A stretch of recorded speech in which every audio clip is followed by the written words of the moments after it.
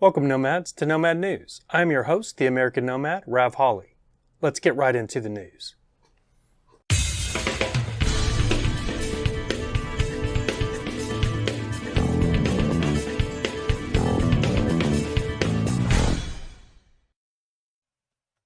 Hey, welcome everyone to this special edition of Nomad News for Friday, July 9th, 2021.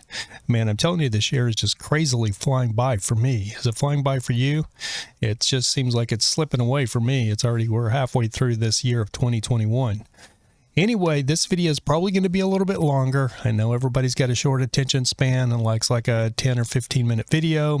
I'm going to be dissecting a video that I come across on a YouTube channel that I wasn't familiar with the YouTube channel, but the video title did catch my attention, and I decided to watch the video, see what the video was all about, and we're going to go over this because I think it is something that warrants like its own video. So if you're looking for an episode of Nomad News that I'm talking about several different nomads, this is not that video. If you've been an urban dweller nomad for extended period of time, this video is probably not going to be for you. If you're thinking about getting into being a urban nomad, this video is probably for you. I'm not going to be giving bullet points of you should do this, you should do that, number 3, you should do this. I'm just going to be going over this video and then kind of dissecting it and going from there.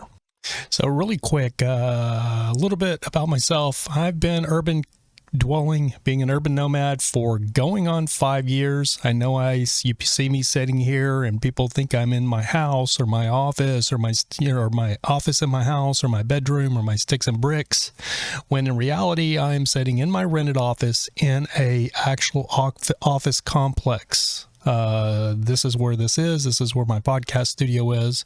But I have an MT-45 retired Snap-on truck that I dwell in. So if you've kept up with my channel, my old Vagabond Days channel, I started in a B-plus camper, an 81 Dodge B-plus camper van that I called Bertha. This channel was called Vagabond Days. Then when I got the Snap-on truck, I rebranded and turned this into Nomad News. So just so you know that, I want to let you guys know this is where we're at right now. I'm sitting right here in this office complex, just so you know. My office is not in the building directly, but it's to the one over there to the side that you can barely see. So anyway, that gets that out of the way. Now, the number one question I get asked as a nomad is, how do I shower? So really quickly, I'm going to try to show you how I shower and tell you how I shower. I actually, like a lot of nomads, was doing the gym thing, showering at the gym. Planet Fitness, $10 a month, but then the pandemic hit and I was having to go a week and a half with no shower, getting desperate for a shower, and that's where this comes in.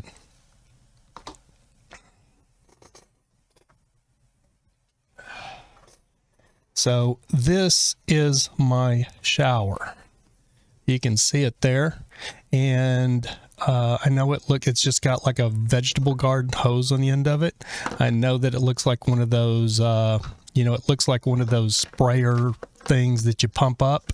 It does not pump up. It has a switch in it on the other side here. And you switch the switch on and it's actually got an electric pump down here. And just like a vegetable sprayer, like in any kitchen sink, and it holds about 2 gallons of water, and you can charge it up using a USB-C and take your shower. So I came across this video by this channel, which is called Glorious Life on Wheels. So I forgot to say, on my truck, it's a big truck. So I just basically put my bottle thing up on a shelf. I have like a big tub that I got from Home Depot that I stand in, and I don't even have a shower curtain because it's a commercial truck. It's got like that rubber mat on the floor, and I just shower. There's very little overspray from the bucket, and then I just get out of the tub, and I empty the water out of the tub in like the grass or the bushes or, you know, something like that when I'm done, and that's it. I use all biodegradable soap and shampoo, so that's how I shower. It's only 2 gallons of water, so it's not like it's gallons and gallons and gallons of water. And it's usually not even the whole 2 gallons. It's usually maybe a gallon. And then as soon as I can, I take like a real shower, but this holds me over between that. Anyway, back to this channel here. So Glorious Life on Wheels. And this video is entitled, Did City Council Call War on Senior Female Nomads? So that caught my attention. I decided to watch the video, see exactly what she was talking about here. And I had an idea, because this thing is nothing new. This has been going on for years down towards San Diego. And she's down towards San Diego and Oceanside. So this stuff has been going on down there. What I guess a lot of people, people cycle in and out of van life or being a urban nomad. So it looks like she started about a year ago. So she's just discovering all this stuff. The people on her channel are all new to van life or RV life, so they're just discovering it. I'm going on 5 years, so I've been doing this for a minute. So I'm just going to give my perspective and kind of what I've learned and my expertise from just doing it. Going on 5 years. So it's not going to be like a bullet point, number 1, do this, number 2, do that. We're just going to watch our video, and then I'm going to kind of give just feedback on what you can do to manage some of these problems that they're talking about. And some of the things I'm going to say are probably going to seem a little bit insensitive, because they are. Because being a urban nomad, you're kind of living outside the bounds, and a lot of people think they're just living in the bounds.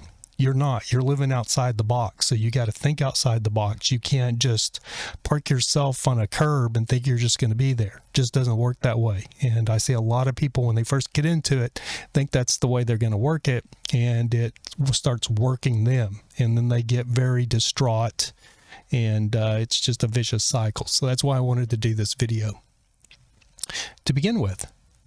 So without further ado, let's get into what she's got to say here, and we'll talk about it.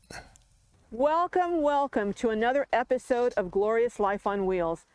I am usually upbeat, chipper, really happy when I bring you these segments, but today I am just infuriated. I am so upset at the, I think, just out and out overall assault and attack on nomads living in urban settings.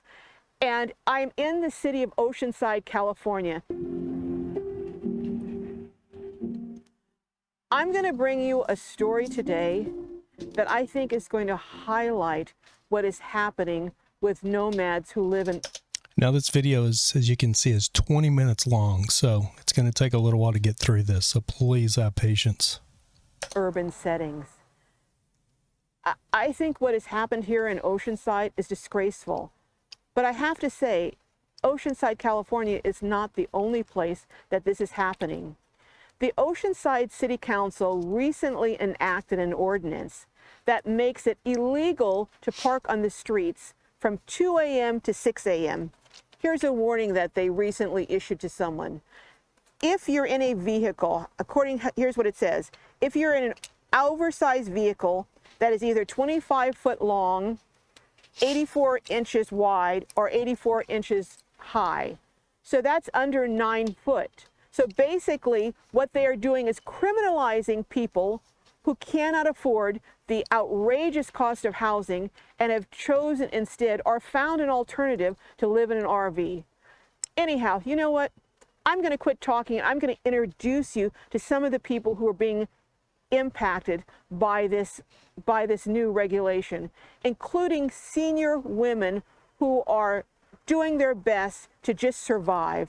I think at the end of this video, you're going to have not only a better understanding of the harassment that city nomads endure, but I think you're also going to be fired up. And to that end, I'm going to include the name of city council members and their phone numbers in the description on this video. But I also am going to include, I think, some information that is going to perhaps be a spark, I'm hoping a spark of encouragement based on a conversation I did have with a city council member. So stay tuned at the end. Meanwhile, I'm going to introduce you to some ladies that are being impacted by the harassment and also by this new ridiculous ruling. So come on and join me. Welcome, welcome, cats and... All right. Before we get into the two ladies she's going to introduce, let me just really quickly say that this new law, quote, new law, is nothing new. If you've been down to San Diego, you know that that was the law in the whole San Diego down there for several years. And then they decided to do away with the law about 2 years ago. And because there used to be a law in San Diego proper that it was illegal to sleep in your car.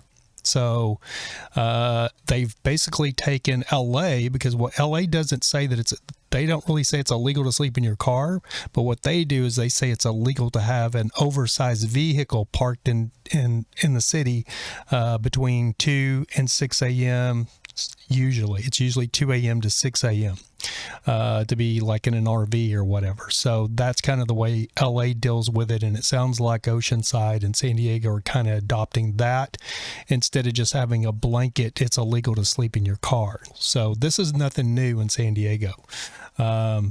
It's just the way it's been down there, but there's still lots and lots of urban dwellers in and around San Diego, which includes Oceanside. Now, Oceanside, if you don't know about Oceanside, for anyone that's not familiar with Oceanside, California, it's a little beach community, but it's down towards San Diego. I stay away from Oceanside mostly because it's, it's a very popular van life destination. The van lifers love Oceanside, especially the surfer van lifers and stuff. So you see a lot of van lifers around Oceanside. You know, there is a war by the cities on nomads, and a lot of that stems from the simple fact that this is not a new problem. This stuff has been going on with these cities for a decade now, over a decade. So people just get into van life or just get into RV life, and they think all this stuff is new, and it's not new. It's been going on for, like I said, over a decade. Here, so RV living on the streets of Los Angeles, 94,000 views, CNN Business, and this video is 10 years old. Guy, there's a bus. This is all usually Venice Beach. So all of these, this one's motorhome, homeless in LA, homeless lives matter. This one's from 3 years ago. Guy pointing out all the RVs parked on the street. This is the one that I watched, this video right here by the LA Times. I watched this video right about the time I jumped out there being an urban nomad.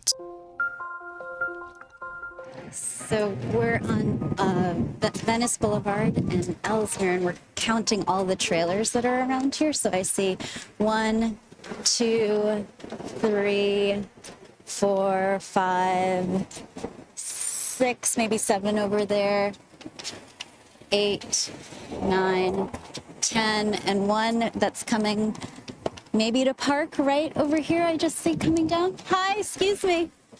Hi, how are you? Good. I'm well. We're doing a story on trailers parked here. Okay. Do you mind if we talk to you, or? Sure. I'm with the LA Times. LA Times, Yeah. Wow, that's big. Is it? Well, we saw you kind of coming around the bend. I was like, I wonder if there's another trailer. I wonder if he's going to park. Do you live in here? Yeah. You do? Okay. And do most of the people who park here live in their trailers, you think? If you see any trailers on Venice, people are living in them. Where are you coming from? I moved here from Cincinnati. My friend he lived here his whole life. We all worked together and then worked full time, and then we're like, all right, this is a cheap option. You're gonna make enough money to justify a place. It's not a bad situation, though. Save a good amount of money, and it's really enjoyable in a lot of ways. Except there's 3 of you in here. Well, you really get used to it. I mean, Yeah. college, I had 4 people in one tiny little square of space, so it's not that much different. So I get to move around. And you just park in different places all the time, or is this kind of one of your main I mean, spots? there's like a certain set of rules to avoid street parking and all that. But we've lived with this thing from down to Long Beach all the way up to here. Yeah, it's everywhere.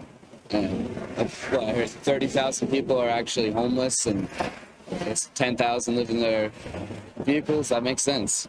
And even like normal people that I know that I've worked with live in their cars. At a certain point, most of the employees at my business were living out of their cars. Yeah. It just, So it's like the working poor, and then they go home to their vehicles or RVs or mobile homes. it's not sad, but I mean, It's like so you can make a certain amount and have an apartment and. All right, so you get the idea.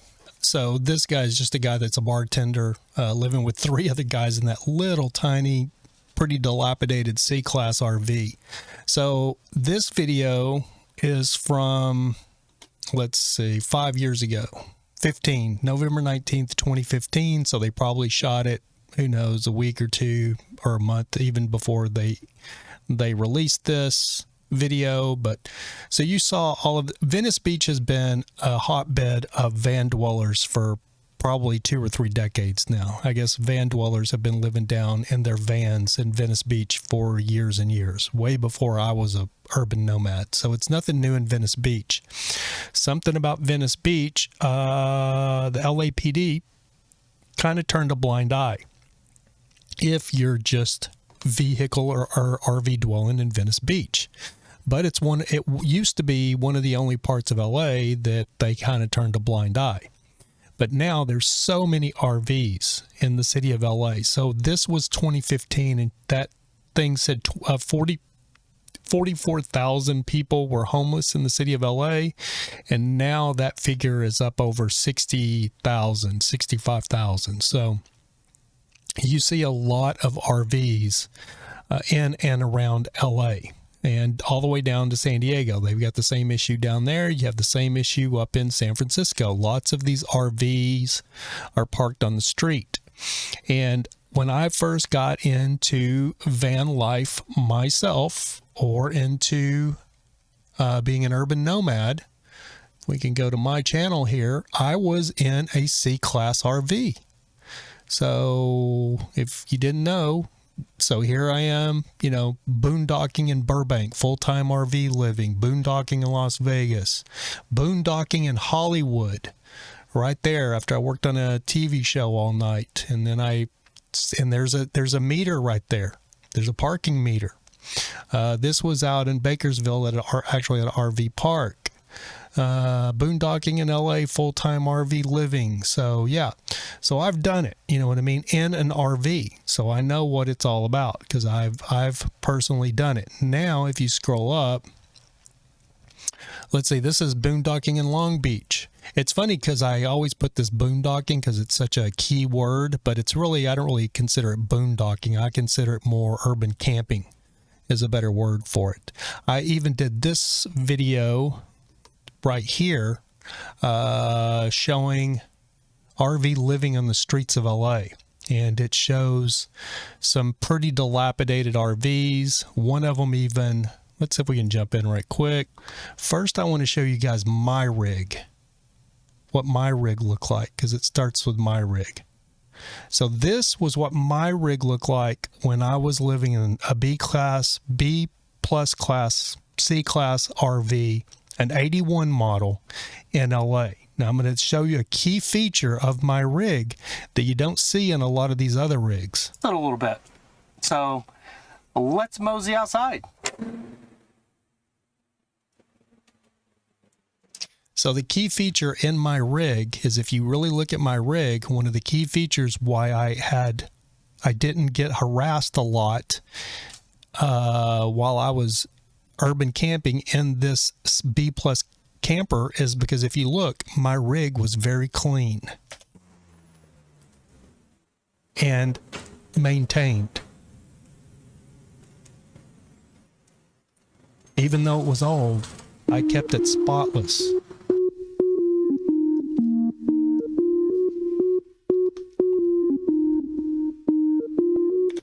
But a lot of people, they don't. So we're going to see if we can push down here in this video, because I want to show you this one rig. Hey, look at this rig.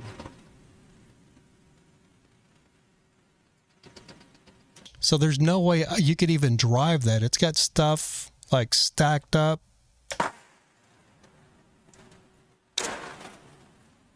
But then I guess that's their bumper pull trailer. But I didn't see the rig I wanted to show. There it is. I see it. It's right here. Okay, this is the rig I wanted to show you guys. Now you see all this stuff that they have, like there's a suitcase there, some kind of trailer with a box and trash probably, you got bicycles there, generator running, and then if you look right here, there's an extension cord going across the sidewalk, and then over here there's like a dog leash thing that goes across the sidewalk. And then all of this stuff outside on the side, on a public sidewalk. And a big generator running. So that is what you get in a lot of these RV dwellers in and around Los Angeles. Now, one thing I will say about this particular spot is it's a commercial area. So you do a lot better in commercial areas than you do in any kind of residential area or being close to any kind of residence. If you can find a commercial area, it's going to work out a lot better for you. The only thing you have to remember is, even if you're in a commercial area, is if you're parking in an RV, you're taking up precious space for people who work in those warehouses and those buildings around there. A lot of these warehouses and stuff don't have adequate parking for all of their employees or people that are visiting, and so you're taking up that street parking when you park on those streets around those buildings and those commercial areas. So always be aware of that. And it's the people that are setting up camp, putting their generator out there on the sidewalk, running 24/7 with all of this stuff that they're out gathering up, that just gives everybody a bad name. And that's when the city comes down on you. The people that are in those areas, that are working in those buildings, they don't want to see you. They don't want to have to walk by your rig. Now, that one rig I just showed you that had the extension cord going across the sidewalk, I walked through there by that rig when I got off work. I was staying here because I was working on a movie at the time called Granddaddy Daycare, and we wrapped really late one night, and I was walking to my rig. I ended up staying there for 3 or 4 days, and I tripped over this stupid dog run thing that they had across the freaking sidewalk. I tripped and almost fell because it caught my foot because it was dark and I didn't see it. So those kind of things and those kind of people are the ones that make it hard on all of us. So the thing that you see, going back to, to the issue that's going on in, down in Oceanside, that's the kind of things that is causing these problems. And that's why the city's cracked down. Anyway, let's jump in back and see what these two ladies have to say. Debbie, you are here as nomads, and we're going to give a little bit of your history and a little bit of what's going on here in the city of Oceanside. So Katz, can you tell us a little bit about yourself, how old you are, what kind of vehicle you're living in? Yeah, I'm 59 years old, and I'm disabled, and I have a truck and an RV trailer, a Nash. I'm a new widower. He died in August, and so I'm just in this as a single woman, trying to learn my new normal. And it's very tough out here. All right. And so really quick, I want to say this is going to sound, it's not going to sound good, but I mean, it's going to sound like it's inhumane or whatever. I have no compassion for her. She's a new widower. I have all the sympathy in the world for her. But the problem is she's picked a rig that is not urban dwelling friendly. I think this is her trailer here, but I believe she has a pickup and she has a bumper pull trailer like you saw in my video that I did like 3 years ago. There's a lot of people that have these bumper pull trailers. Those things do not work well in a city environment. And the cops, the city council members, they don't want you pulling like around a camper trailer with a pickup and taking up 4 or 5 parking places, because parking is a commodity, or it's very few and far between anyway. That's why you have to pay to park everywhere. And then you have these big RVs. Some people, pull in a trailer or in a big A-class RV, like a 35, 40-foot A-class RV, taking up like 5 parking places. And when you're even in a commercial district, like I said, you are literally pissing people off because they could park there, but you've got an RV taking up 5 spots. So what do? They call the city and they complain. And the more complaints the city gets, the more they start cracking down, trying to figure out what they can do to circumvent all of those phone calls and complaints they're getting. And Deb, welcome, Deb. Can you tell us a little bit about yourself? How old are you? Hi, my name is Debbie. I'm 62 years old. I live in a 2013 Ford Transit. My story is that I came to help out a family member, and it didn't work out. So I ended up into my car at first, and then I ended up getting a van. All right. Now, so Debbie has got one of the little transit vans. So that, so Glow's last video is they're doing a tour of Debbie's little transit van. So this is a perfect urban dwelling vehicle. It's perfect. It's little. It looks like a commercial vehicle. Like locksmiths use these. They're used for like deliveries. So this is a perfect urban dwelling vehicle. It's literally perfect. The only thing that may not be perfect with it is it's got a lot of windows. You can see right here in her door, there's a window right there. She's got windows in the back. And the problem with windows is when you have windows at night, when you're in the van, you turn lights on, so you end up covering up those windows. Anytime you use a lot of reflectix or anything to cover up your windows, you're giving yourself away as a van dweller, because people have this misconception now that you think that people don't know you're in there. I just showed you this stuff's been going on for over 10 years in LA. It's very easy. Even residents can pick out now when people are living in their vehicles. People know what solar panels are. They know when all the windows are covered up. You're giving yourself away, so you're no longer stealth. So that's why I love my big Snap-on truck, as far as, it has no windows. So with my truck, I guess I should show you guys. There we go. So I have a partition. There's a doorway right there, and I have a blackout curtain that just hangs in that doorway. So, and I don't cover up these windows here. None of these windows get covered up. So at night, unless you come up there with like a flashlight and shine in the truck, you don't notice that there's a blackout curtain there. It just looks like the truck's dark inside. And my truck is originally from Arizona, so it's got my truck is from Arizona, so it's literally got the windshields are tinted. All of the windows are tinted with dark tint, which makes it very good. Now, the only thing that, it's a Snap-on truck, so people think there's lots of tools in there, and, you do have to worry about it getting broken into with the Snap-on. But it's a commercial truck. I can park this truck anywhere. I've parked down in San Diego inside like Pet Boys, at automotive shops. I'll pull in late at, or like 8 or 9 p.m. after they close, and then I'm gone by 6 a.m. when they start opening up, and people just think it's a Snap-on truck. It's a great city dwelling vehicle, other than the fact is, it can be targeted by thieves.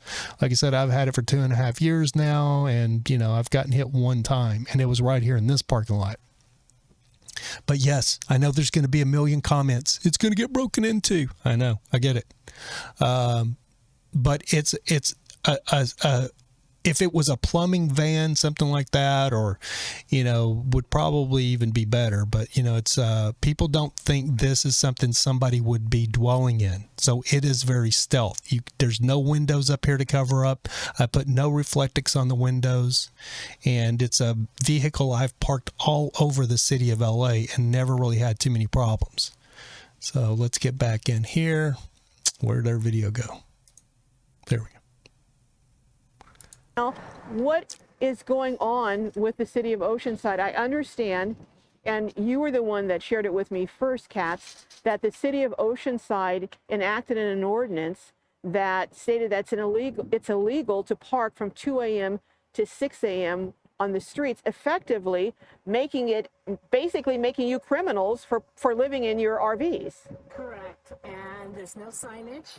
I'm in the same spot I've always been All right. She just said in that right there, she said, I'm in the same spot that I've always been. And then she kind of caught herself. That's one of her biggest problems. People that are new being urban nomads think that you can find a safe spot and you can just pull in there, and just set up camp, and that's home from now on. And that is absolutely the wrong way of going into trying to be an urban van dweller or an urban nomad. The number one thing, if you go back to some of the old, Justin Incredible, who does it up in Vancouver, Canada, even Nomadic Fanatic, he's talked about this. You cannot be in these city environments and stay put in one place. People are lazy. They get safe. They find a spot, especially in LA or Southern California, because it can be so hard to find a decent spot, especially with her. She's got like a pickup and pulling a bumper pull camper. So she's got a huge rig. So she found one spot that she knows she can have. So now she's just camped there. So every time any homeowner that's living in a $2 or $3 million house has to drive down the road by her, she's an eyesore for them. So that is her biggest problem. And she's new, so she hasn't figured this stuff out. And she's getting parking tickets, and it's not going to get any better. It's just going to get worse. And a lot of it is because she made the wrong decision in the vehicle that she got to be an urban camper or an urban nomad.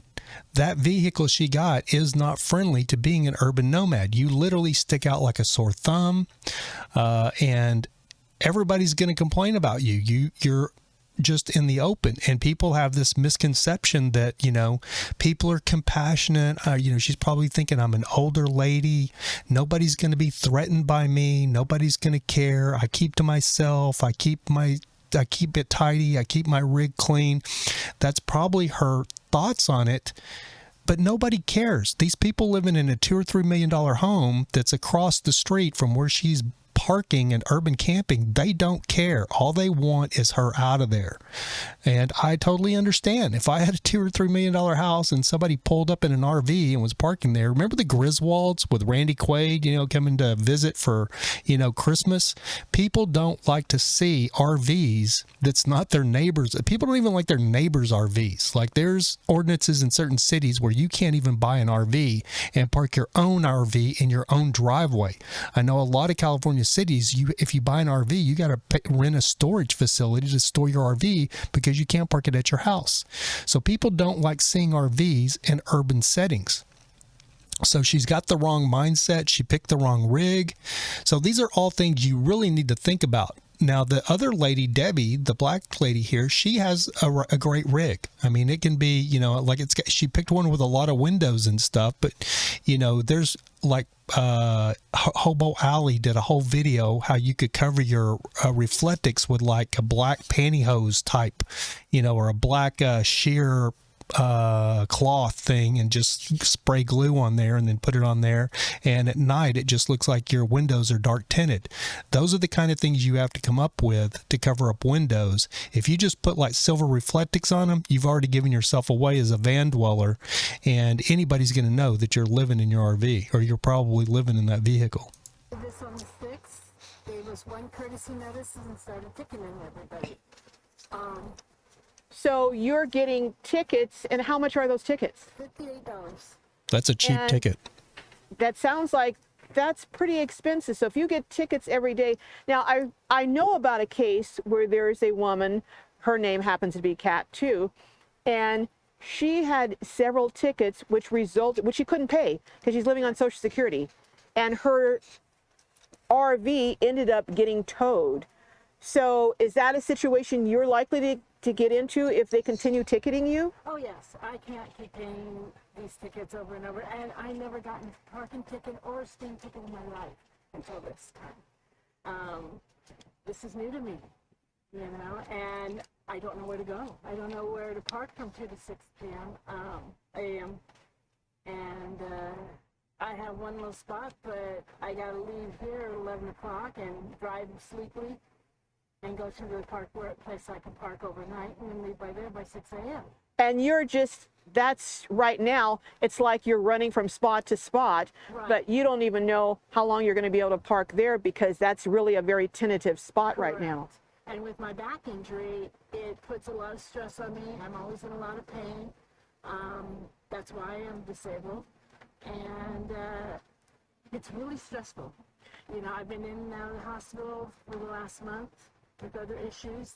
I'm diabetic, and I have high blood pressure, and the stress on me is immense. So, I mean, I feel for her. She really isn't in good enough health to actually be a van dweller or an RV dweller in the city, because it's not, you can't be lazy or you can't have a disability where you can't move around without being harassed. You're going to get harassed.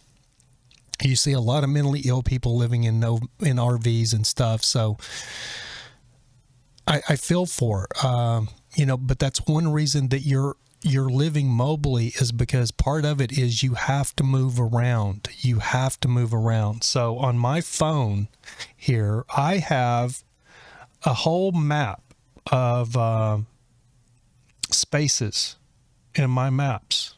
Right here on my maps, I have all of these spaces when I would find a good space. So like right here, you can't really see it, but I got a red dot right there. So that's a space right up there that I found, that I clicked on and saved, because I found it as a good overnight parking space when I was out parking every night. And I've got spaces all over the city of LA, all the way up to like Ventura County. And I would just move around from place to place. If I wasn't working, sometimes I would go up north. Sometimes I'd go to Bakersville. You know, you just got to keep moving around. You can't just find one spot in Oceanside and just think that's where you're going to park it and stay there. I know a guy who's living in like a pretty large C-class RV in Huntington Beach. You're not supposed to have an RV in Huntington Beach. So I don't know how he's getting around that, but he stays in Huntington Beach. I don't know why people, if you can move, I don't know why people just find a city and think that's where they're just going to stay. You got to move around or you're going to get harassed on a regular basis. So Debbie, you're in a small, tiny Ford Connect. So you're actually not having to move right now because you're under the guidelines for the height and the width and all of that. However, you still have been harassed by city officials coming out. They came out at what time in the morning to knock on your van? They came out one time at 5, and the last time was at 3 a.m. in the morning. And the first time was 5 a.m. in the morning. So at 3 a.m. in the morning, they're knocking on your van. What were you thinking when someone was knocking on your van? When somebody was knocking on my van, and I heard, well, they wasn't knocking. I heard somebody messing with my tag, and then I seen a flashlight, and it scared me, and I just woke up in a daze. And I was just looking around. I thought it was the police, and I just, not thinking, just opened my door and say, "Hello, can I help you?" And you should not do that. I think she's probably learned her lesson, because even if it's the police or whatever, you just be quiet, let them knock, let them leave. If it's a thief, you just got to be careful, like opening your door in the middle of the night. She's a single lady, so it's something you got to really be wary of, especially if you're not harmed. But there's a lot of city employees that go around during the day, and if you're in LA proper, LAPD does this. They go around and knock on. They'll go to these different areas where there's a lot of RVs parked, and they'll go around early in the morning, starting usually around 5 or 6 a.m. in the morning, a whole group of them. I've seen up to like 20, 25 officers going around from RV to RV, banging on the doors until people will open them and come out. They won't take no for an answer. They'll just stand there and keep beating on your door until you finally come out. And what they're doing is they're trying to identify who are vehicle dwellers, and they're keeping a database, and the last thing you want to be is end up in that database. I was working over on American Horror Story, ended up parking over by one RV and had the LAPD knocking on my door. They want to take all your information down. They tell you that, you know, they're offering services and all of this stuff, but basically what they're doing is they're compiling a database. So if they see you parked in like a residential area or parked somewhere, maybe by a school or anything like that, they run your tags, or other LAPD runs your tags. You'll come back that it shows that you're a vehicle dweller and you're in their database. So I never park. I try not to ever park by a whole bunch of other RVs. If you do, you're going to end up in one of those databases. So they said that they was making sure that I belong here, that my car wasn't abandoned, my van, but my van had been parked. It's a new van. For maybe 3 or 4 months. They ride here every day, sometimes. So she said 3 or 4 months. So she's staying parked in like Oceanside in the same areas. So that's the biggest no-no, is trying to pick a city and just living in that city. You have to move around. You have to go all over the place. So let me pull up a map here of Los Angeles.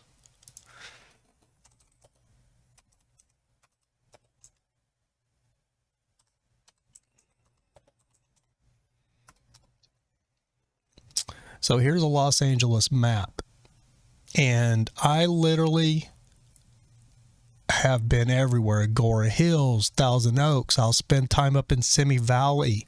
There's a lot of good places in Santa Clarita to park up there. There's like a little, I don't know, it's like I have a video of it. I wonder if I could find the video. Let's see if I can find it. Texas, you know, I've been all over. New Mexico, Guadalupe Mountains, New Mexico, Juarez, Mexico, El Paso, Las Vegas. Okay, this is right here is Bakersville. I actually stayed at a little RV park for like $20 a night. Now this video right here, I'm parked way up north, like around Santa Clarita. There's like this little, and I actually showered. That's a truck stop that I went in and showered, and I'm showing the shower right there. So there's like a little road up in Santa Clarita that there's a lot of semis. It's like just a road through this little town, like around Santa Clarita. I think it was Newhall. Might have been Newhall right here. And I went up there a few times. There was a bar right there, so I parked like right by the bar and went in the bar at night. And then after that, I'd go out to my truck and then get up and go to the truck stop, or go to my RV, get up, go to the truck stop. So if you watch that video that I just showed you, this one right here, what I do for work, full-time RV living from 3 years ago, if you watch that video, you know, it gives like a good explanation of, you know, being up there and nobody messing with me and the whole ball of wax. It's Rav. This channel is dedicated to my living the life as a full-time RVer. If you're new to the channel, welcome, and if you're not new, welcome back.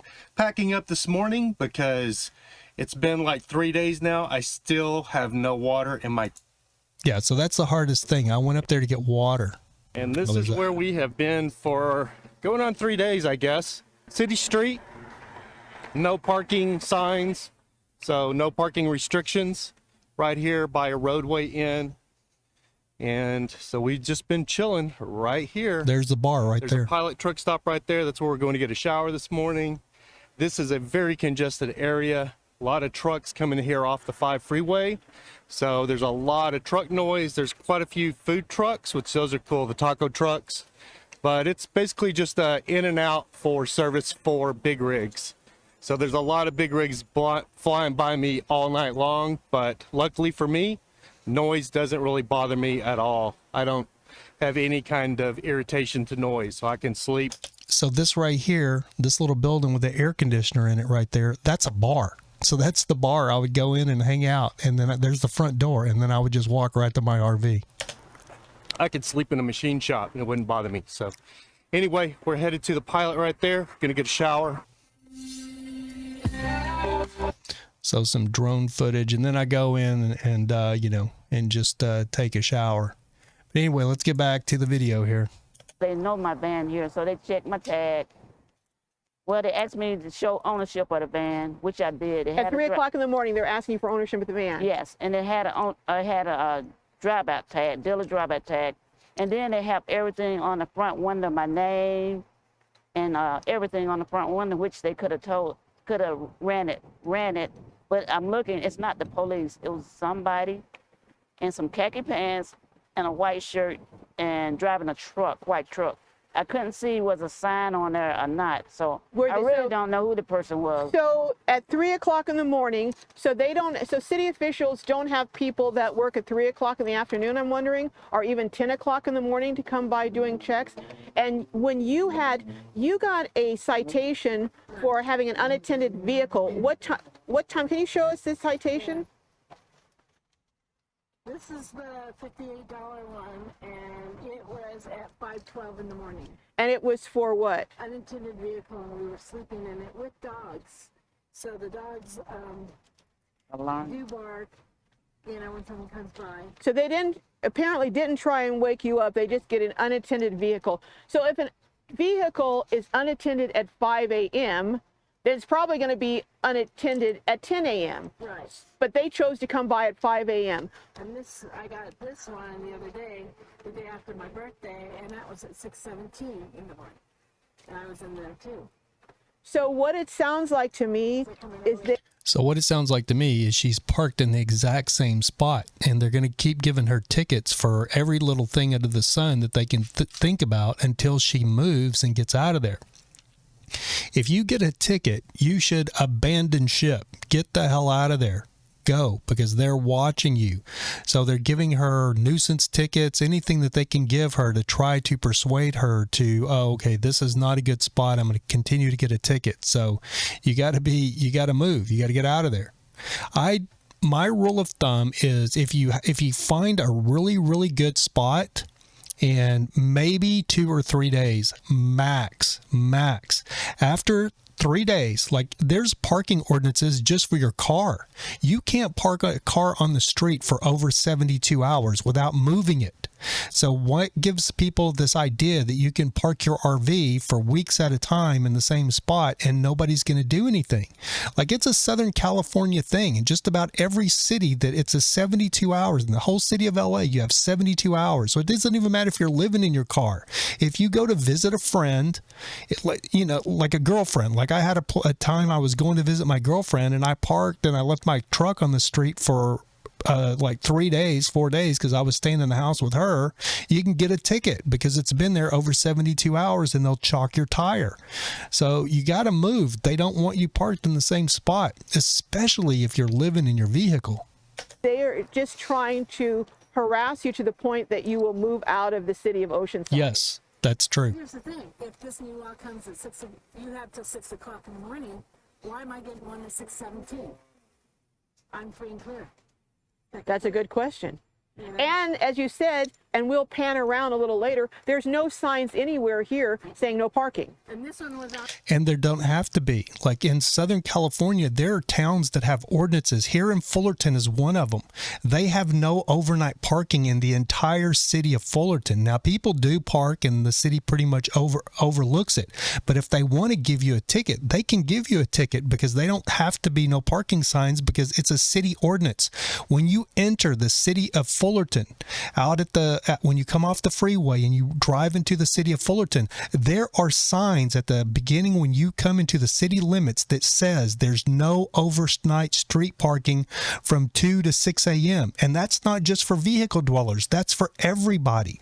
Even if you live in a house, you're not supposed to park your car on the street overnight, even if it's right in front of your house. Now, people do it, and the city of Fullerton usually overlooks it. They don't really care that much unless you're, some kind of nuisance or something, or somebody's complaining. That's the only time that they're really going to ticket you.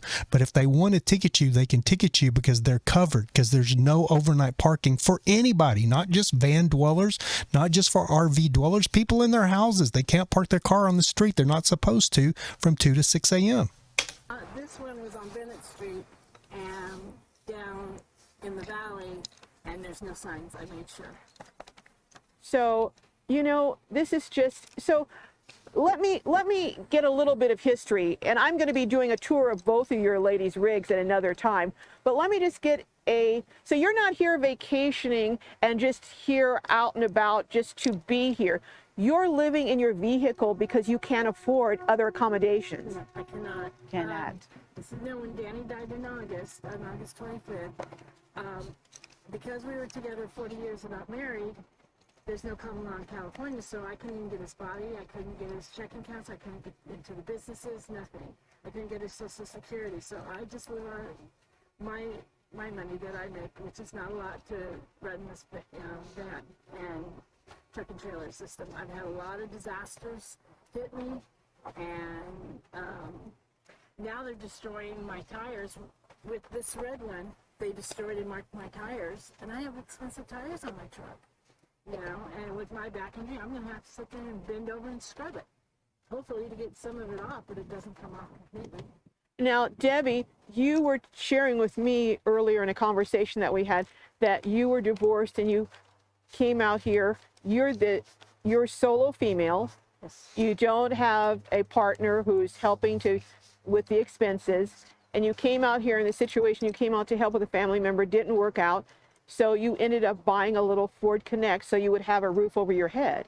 Yes. So you're being constantly woken up at 3 in the morning or 5 in the morning. Do you think that this is designed to try and get you to leave? I really do think it's designed to get us to leave because, for one thing, we're very quiet over here. We keep the area clean. And to me, they ought to be glad we're here. See, that's I said that earlier. Remember I said that? They don't care. You're an eyesore to them. They don't want, people get uncomfortable when they're living in residential houses to know that there's strangers living around in their neighborhoods or on the blocks or down the street in vehicles. They don't want you there. The public officials don't want you there because the residents are complaining. People that are living in the city are constantly complaining. It doesn't matter how clean you keep it. If you move around, if they don't see you every day, you'll be okay. If you have 15 or 20 other parking places that you can rotate around to, and you only come back over here maybe once a month, maybe twice a month for like a day or two, nobody's going to say anything. But if you're there day in, day out, day after day after day, yeah, you're gonna endure ticket after ticket after ticket, and eventually they're going to tow your rig. You're going to get so many tickets that you can't pay them, and they'll tow your rig, and then you're going to be living in a tent. And that's how a lot of people end up living in tents in LA.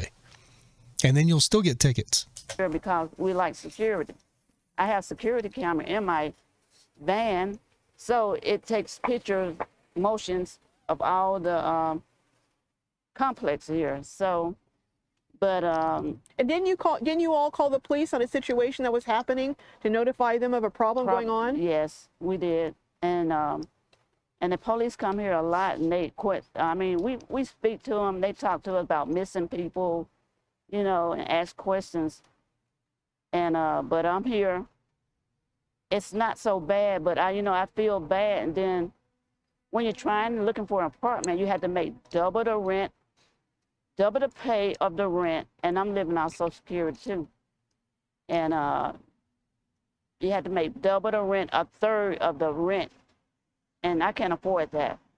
With the city of Oceanside making it illegal to park on the streets with your trailer, what are you going to do? Where are you going to go? What options do you have, I Katz? don't have any options because I've contacted Homeless Outreach, had meetings inside my RV, and I have been told I'm sheltered.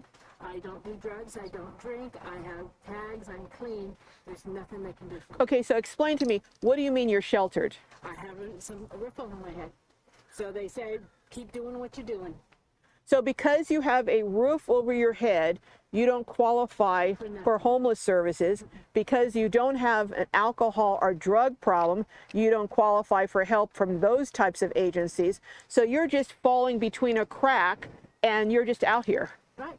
And there's, I mean, I called, when I first became a widower, I called everyone because I was shell-shocked. And I've been told there's nothing, no services can do for me. Called 211, over and over again trying to get help, and there's nothing. So for you, Debbie, with you being continually woken up in the middle of the night, and I must say, do not open your door. I know you were caught off guard and it was scary, but that in itself. So what if they keep harassing you? What are you going to do? I Move. really don't know. I guess Move around. all I had to do is just move. There you go go. somewhere else, and Yep. until somebody come and harass me and make me move. I just No, she said it right. You move. You just don't stay planted in one spot. Look, I did this in LA. I've done this in LA for years. Find as many spots as you can pin out. Pin them out on your phone, and then just rotate around to those spots. Go up north, like I said. So here's a Los Angeles map. So Santa Clarita, you saw my video up in Santa Clarita. Oh, you can't see it. There we go. So, nope, wrong one. There we go. So up in Santa Clarita, I go up there, Newhall. Now, Stevenson Ranch. So right here, you see this town, Stevenson Ranch? There's a Walmart right there. So you'll think you can pull into the Stevenson Ranch Walmart because it looks very inviting for a van dweller. You just think, yeah, you cannot. Stevenson Ranch is not RV friendly at all. That is an upper class community, and they don't even like, as soon as you pull in there to even get groceries in an RV, the security will be over there telling you you only have like an hour or 2 hours to park in their parking lot. You can't stay there that long. Now, those guys the security guys in the golf carts got to know me. So I would pull in there like 7 or 8 at night and, go in, get my groceries, come out, and then I'd kind of hang around a little while and then I would leave. So they always left me alone. They actually ended up being pretty cool. I talked to them, but you cannot stay there overnight. But when I very first got into van life, and I didn't know what to do. So I understand it completely where these ladies are coming from, because when you first start doing it, you're just overwhelmed by, you don't know, because in the city of LA, if you've never been here, parking is a major nightmare if you're driving a Volkswagen Bug. So if you're driving anything over the size of a Volkswagen Bug, it can be an absolute nightmare. And when you very first get out there, you don't have any experience of trying to find parking for overnight. So it's very overwhelming. So when I first started doing van dwelling, what I did, which was a big mistake, is I would go up to Santa Clarita, and there's like 4 Walmarts up there. I'll show you on my channel. So if I go down LA heat wave, let's see, where's the video? Right here. So this is it. I'm in Santa Clarita, right? Strictly no parking, private property. So they had this, but I ended up staying there for like 2 or 3 days in this Walmart parking lot. So what I would do in Santa Clarita is there's like literally like 3 or 4 Walmarts within like 10 miles. So there's a Target. Let's see where the Walmart is. So anyway, all of these this little around Santa Clarita, I would just rotate. When I very first hit my RV and was very first out urban camping or urban dwelling, I would literally just rotate between the Walmarts. I'd go to one Walmart for 2 or 3 days, and then I pushed it one time and stayed for like 4 days, and then I started kind of freaking out, like, oh, I've been here in this parking lot too long. So then I'd go back over to the first Walmart and stay there for 2 or 3 days, and then I'd go to the second Walmart, stay there, and I was just rotating back and forth to Walmarts. And then I finally got out and started moving around and trying to figure it out. And started figuring out. And the crazy thing is, once you've been out there for a while figuring it out, you will start picking up places like that. Like I can just drive 15, 20 minutes and find 10 places now. It's just one of those things. You just learn it. You figure it out. You know, there's places like, you know, like I said, commercial areas are great. But the problem is everybody wants to be a van dweller in Santa Monica, you know, living right on the beach or parking right next to the beach or Oceanside or, you know, all of these nice areas. And that is not the place to be. You're going to continuously get harassed if you do that. Like when I went down to San Diego, everybody told me, no, man. Like they were so strict down in San Diego. And, you know, there was at the time I went down there like 2 or 3, well, I've been down there a few times. But let's see, San Diego. So when I went down there, I was working, let's see, I was working, yeah, here we go. So when I went down there, I was working, I had a job down there, and I ended up parking, oh man, over here. Oh gosh, dang it. So I ended up parking like over here in the port area, which is a commercial area, and it's not the best area in San Diego, but nobody messed with me. Nobody messed with me over there. I stayed there for like a week because it was just so chill, dude. There was nobody anywhere. I was the only person over there in my RV. Let's see if I can find another. I can't remember what the name of the little town was where I was parked. It wasn't San Diego proper, but it was started with an H. But there was a bunch of ships. Like I think I flew my drone around there. But I wasn't even close. I wasn't by downtown, but I was only like a mile and a half from the gas light or the gas lamp district. So like I would walk to the gas lamp district and go eat dinner and weekend and go to the bars and have a good time. And then I'd walk for, 25 minutes back to my RV. And I stayed down there. I had no problem. But then I didn't stay down there. Like I said, I had to get out of there. I didn't just stay parked there for a month. We just got to keep moving and moving and moving. Yeah, you got to keep moving. It's a pain in the butt, but you get used to it. That's why you never take everything out of your RV. You just kind of keep everything buttoned up all the time. So, you can just pack up and go. Somebody can wake up and say, hey, we're going to have a safe place where our RVs, van, the people, we can't afford it. It's just the rent, it's just too high. It's just too high out here, and it depresses you. Now, I've never been on a heart monitor. Okay, she's getting into like health issues as well. So they both have some health issues, which is, my heart goes out to them. But I'm going to show you guys something right here. So let's see. So right here, boondocking in Hollywood. This is dang it, covering up the camera here. Let's see. So this is a great video right here because I was in kind of a sketch area when I very first started, but then I moved over to Hollywood. I was in LA here, and I ended up moving over to Hollywood right here by Griffith Park in a very beautiful area. So this is where I was initially, right there. I stayed overnight right there. There's parking meters, but the parking meters don't come on till like 9 or 10 o'clock in the morning. So you got to just check the meters. And so then I drive over to this spot in the Hollywood Hills, not just Hollywood. So these $1 million homes, I'm parked like right on the street by Griffith Park around these $1 million homes. Let's see if I can find a video that shows where I'm at. Right here. So I'm coming up on Bronson with some my drone footage. So yeah, so you can see I'm going right at the foot of the Hollywood sign. So right here, man. Parking right here. Boom. The Hollywood sign is right there. You walk right through there and the Hollywood sign is right up there. These houses are $1 million homes. What's up, guys? So it is Monday. I've been there for 2 or 3 days. 3 p.m. and I pulled into my little secret spot here at the base of the Hollywood Hills, right by the Hollywood sign on Saturday. And I'm continuing this vlog on because I didn't do anything else on Saturday as far as record. I had a buddy of mine that invited me out to a club that he promotes at, Johnny Ocean. So I hadn't seen the guy, Johnny Home or Johnny Ocean. He's also really... All right, so I'm just being long-winded as usual. Let's see if, yeah, it's Hollywood. Wanted to see if I could show. Yeah, this is... So a couple of trashed that stuff and never put it into a vlog. But I'll show you that. Had a couple of girls that I knew come up and we went hiking up to the Hollywood sign. It's Vanessa. Neither one of you ladies are Fabiola, are you?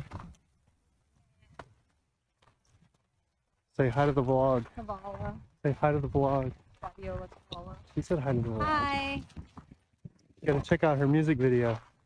She just released a new music video.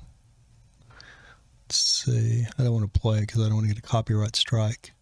But I'm going to show you guys. Pretty dark right here. Well, no, it's where we're at. 3, but it gets dark about 4:30 now. But here we are. Hollywood Hills, baby. Right on the city street. Griffith Park is right there. A lot of people walking their dogs. I've seen counseling. So see, there's a no parking sign right here. You just saw. Let's see if I can show it. A lot of people walking their dogs. Right there. No, it's not a no parking sign. It's just a fire danger sign. So this little strip right here, right into the entrance of Griffith Park, there's no parking restrictions. There's no parking restrictions at all right here. And so that is my little secret spot. These are $1 million Hollywood Hills homes. I've seen counseling right here. In the big homes right here. But as always, I will say I'm two-story, two-story two-story. Now. And I stayed there for 3, 4. The most I would stay there for maybe 3 days. And you'll see the Hollywood sign. That's Hollywood. Oh, there's a Hollywood sign right there. So you can see I'm parked right there.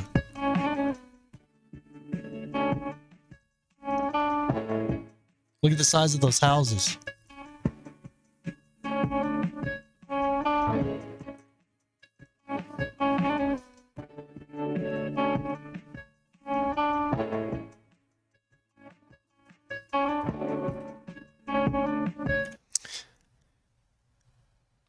But with that being said, nobody would believe that you could pull up in that area in an RV and park there. But like I said, through experience, I learned different areas you can park in and how you can park, and you get in there, you stay a couple of days max, and then you get out. The main thing is just never overstay your welcome. The other thing I will give you as advice is people get into these areas and they think nobody's noticing them. They think they're all by themselves, or, you know, it's a quiet area. Nobody's paying any attention to them. I'm not, you know, I'm just minding my own business. Somebody's always watching you. There's a cop that's came by there while you've been sleeping. Somebody's watching you. You're never alone. You think you found this little hidden spot that you're just completely anonymous. You feel like you're invisible. Nobody's paying any attention to you and everything's good. I've made the mistake of finding a spot like that and then overstaying my welcome. And sure enough, dude, wake up and somebody's cops beating on my door, telling me, "Hey man, you've been here for like 3 or 4 days. Like, what's going on? You know, I got a call on you like on last Friday and it's Tuesday now. So you were here all weekend and now you're still here." Yep. You've asked for it. No more than 2 or 3 days, man. 3 days is pushing it. 2 days is you're really good. 2 days, because people, you know, you could be visiting a relative. You know, you could pull in there. These houses don't know. Maybe you pulled in and you're visiting a relative in a different house. Maybe, but if you pull in there and you stay there for like a week, people are going to start going, what is going on here? Who is this person? So that's what you got to do. You got to continuously move around, and if you try to get parked and stay there, you're literally going to end up with nothing but heartache. It's because the city's going to mess with you. The cops are going to mess with you.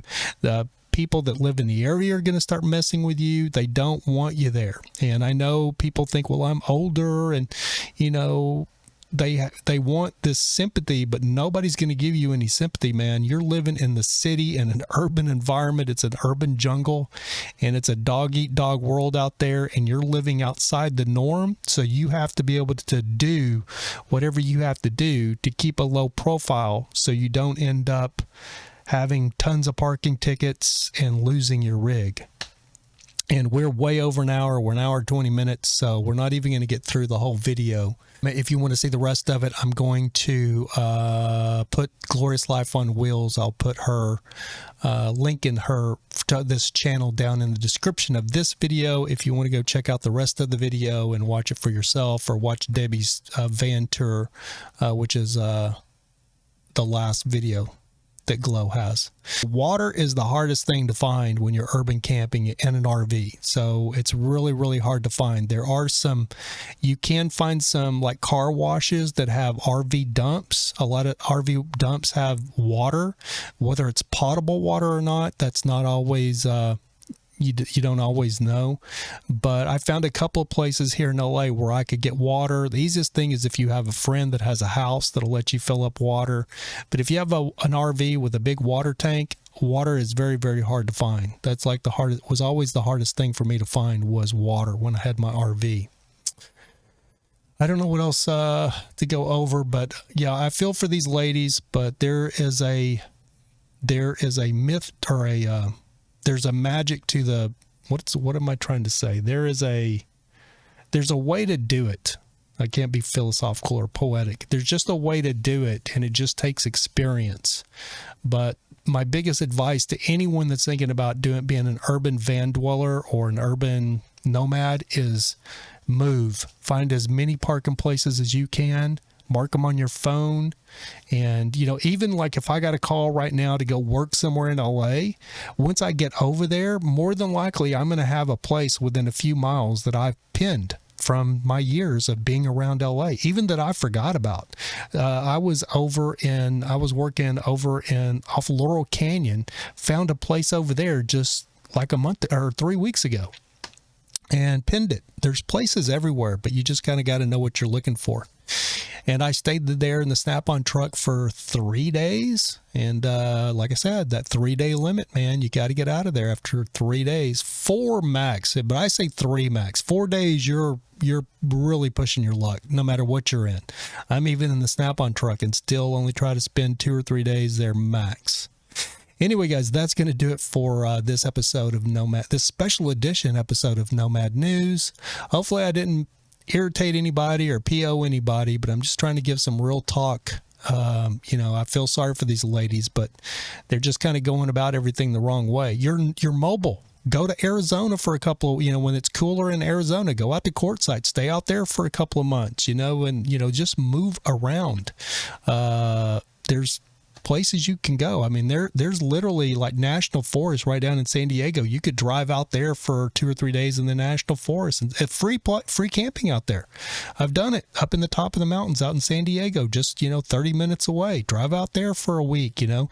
But if you just stay parked in one spot in any urban area, it's going to cause you nothing but heartache and problems, especially in Southern California. And eventually you're going to get your rig towed if it's nice. If you have an old dilapidated C-class RV, the tow companies won't even tow it because they know they can't sell it at auction. So yeah, but if you got a decent RV, they're going to get it, and they want it. The city auctions those things off and makes tons of money off of it if you don't pay your parking tickets. Anyway, guys, thank you for tuning in. Have a beautiful weekend, and that's going to do it for this episode of Nomad News. And remember, everything you wanted is sitting right on the other side of fear. Peace, guys. Have a good weekend.